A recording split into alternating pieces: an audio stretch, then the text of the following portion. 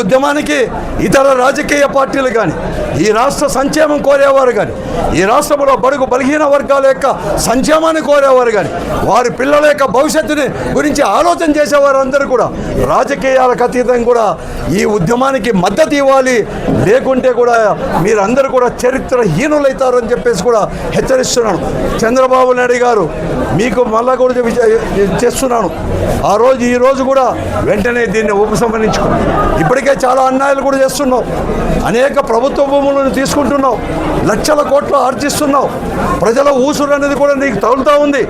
దీని వెంటనే చివరి దశ నీకు వచ్చింది రాజకీయాలు కూడా. ఇప్పటికే 75 సంవత్సరాలు వచ్చి ఇప్పటికే 3 మార్లు ముఖ్యమంత్రి అయినప్పుడు కూడా అనేక పాపాలు కూడా మూట కట్టుకున్నావు. కనీసం చివరి దశలో నువ్వు కూడా ఊహించుకోలేదు. నువ్వు ముఖ్యమంత్రి అయినావు, ఇప్పుడైనా కానీ మంచి పనులు చెయ్యి. మేమనేది కూడా నువ్వు మంచి పనులు చేస్తే మద్దతు ఇస్తాము.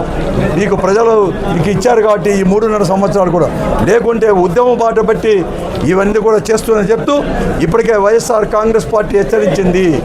ఎవరైనా కానీ పొరపాటున ఇదంతా కూడా పీపీపీ విధానంలో మీరు ఎవరైనా తీసుకుంటే మరొక మారు 2029లో జగన్మోహన్ రెడ్డి గారి నాయకత్వంలో తప్పకుండా కూడా ఈ రాష్ట్రంలో వైఎస్ఆర్ కాంగ్రెస్ పార్టీనే వస్తుంది అధికారంలోకి.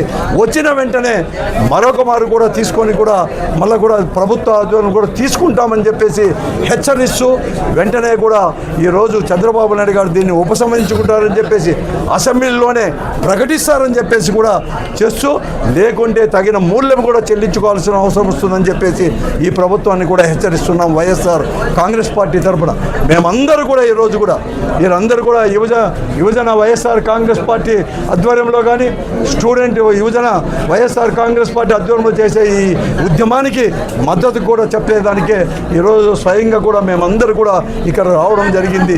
ఒక వెనుకబడిన ప్రాంతం ఇది పెనుకొండ నియోజకవర్గం కానీ అనంతపురం, ఉమ్మడి అనంతపురం జిల్లా, సత్సాయి జిల్లా. అటువంటి కాలేజీలో మీరంతా కూడా ఈరోజు ప్రైవేటు పరం చేసే దీన్ని మేము కూడా వ్యతిరేకిస్తున్నామని చెప్పి తెలియజేస్తున్నాం.